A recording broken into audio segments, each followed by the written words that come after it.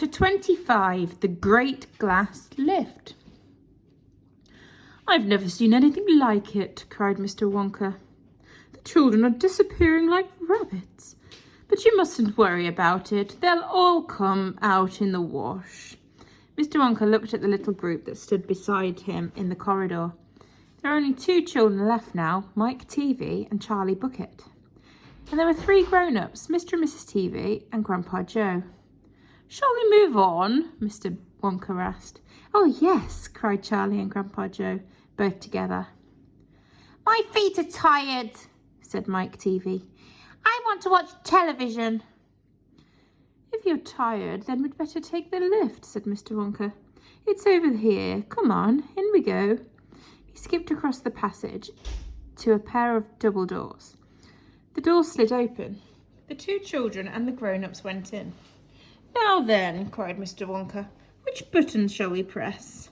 Take your pick." Charlie Bucket stared around him in astonishment. This was the craziest lift he'd ever seen.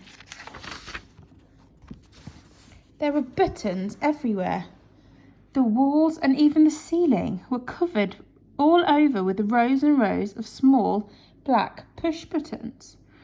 There must have been thousands of them on each wall, and another 1,000 on the ceiling.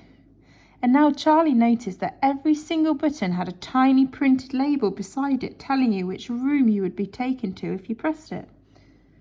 "This isn't just an ordinary up and down lift," announced Mr. Wonka proudly. "This lift can go sideways and long ways and slant ways and any other way you can think of. It can visit any room in the whole factory, no matter where it is. You simply press the button and zing, you're off." "Fantastic," murmured Grandpa Joe.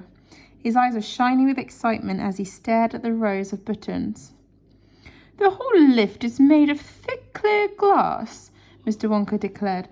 "Walls, doors, ceilings, floor, everything is made of glass, so you can see out." "But there's nothing to see," said Mike TV. "Choose a button," said Mr. Wonka. The two children may press one button each, so take your pick. Hurry up, in every room something delicious and wonderful is being made.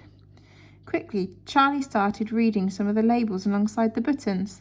"The Rock Candy Mine, 10,000 feet deep," it said on one.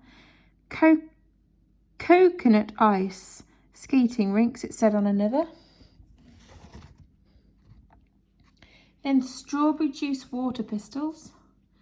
Toffee Apple Trees for planting out in your garden, all sizes. Exploding Sweets for your enemies. Luminous Lollies for eating in bed at night. Mint Jujubes for the boy next door. They'll give him green teeth for a month. Cavity filling caramels. No more dentists. Stick Jaw for talkative parents. Wriggle Sweets that wriggle delightfully in your tummy after swallowing. Invisible chocolate bars for eating in class. Sugar-coated pencils for sucking. Fizzy lemonades, swimming pools. Magic hand fudge. When you hold it in your hand, you taste it in your mouth. Rainbow drops. Suck them and you can spit in 6 different colours. Come on, cried Mr. Wonka. "We can't wait all day."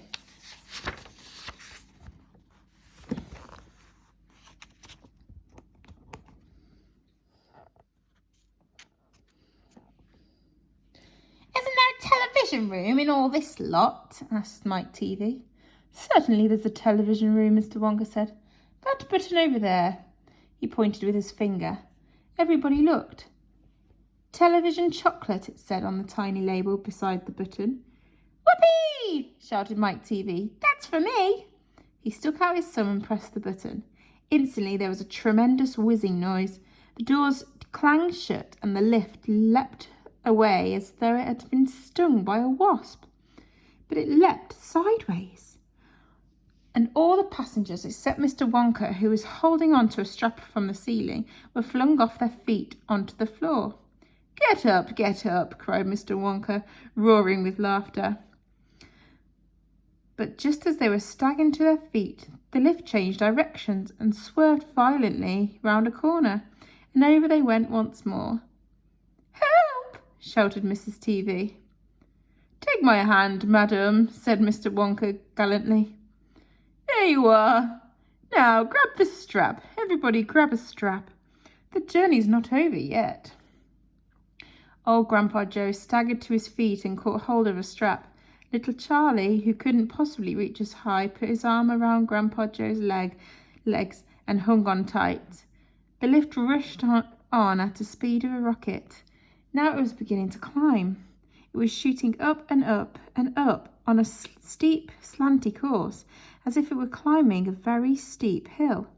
Then suddenly, as though it had come to the top of the hill and gone over a precipice,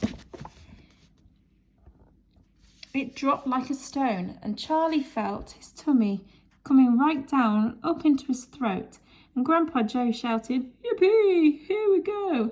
And Mrs. TV cried out, "The rope is broken! We're going to crash!" And Mr. Wonka said, "Calm down, my dear lady."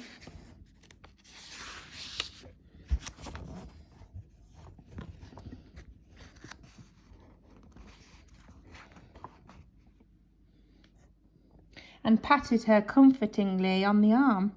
And then Grandpa Joe looked down at Charlie, who was clinging to his legs, and he said, "Are you all right, Charlie?" Charlie shouted, "I love it! It's like being on a roller coaster." And though the glass walls of the lift, as it rushed along, they caught sudden glimpses of strange and wonderful things going on in some of the other rooms. An enormous spout with the brown sticky stuff oozing out of it on the floor.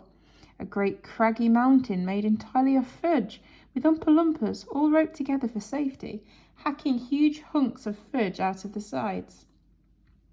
A machine with white powder spraying out of it like a snowstorm. A lake of hot caramel with steam coming off it. A village of Oompa Loompas with tiny houses and streets and hundreds of Oompa Loompa children, no more than 4 inches high, playing in the streets. And now the lift began flattening out again, but it seemed to be going faster than ever, and Charlie could hear the scream of the wind outside as it hurtled forward, and it twisted, and it turned, and it went up, and it went down, and "I'm going to be sick!" yelled Mrs. TV, turning green in the face. "Please don't be sick," said Mr. Wonka. "Try and stop me," said Mrs. TV. "Then you'd better take this," said Mr. Wonka. And he swept his magnificent black top hat off his head and held it out upside down in front of Mrs. TV's mouth. "Make this awful thing stop," ordered Mr. TV. "Can't do that," said Mr. Wonka. "It won't till we get there. I only hope no one's using the other lift at this moment." "What is the other lift?" screamed Mrs. TV. "The one that goes in the opposite way on the same track as this one," said Mr. Wonka. "Holy mackerel!" cried Mr. TV. "You mean we might have a collision?" I've always been lucky so far," said Mr. Wonka. "Now I am going to be sick," yelled Mrs. TV. No, said Mr. Wonka, "not now. We're nearly there. Don't spoil my hat." The next moment there was a screaming of brakes and the lift began to slow down. Then it stopped altogether. "Some ride," said Mr. TV, wiping his great sweaty hand from his sweaty face with a handkerchief. "Never again," gasped Mrs. TV. And then the doors of the lift slid open and Mr. Wonka said, "Just a minute now, listen to me. I want everybody to be careful in this room. There is a dangerous stuff around here and you must not tamper with it."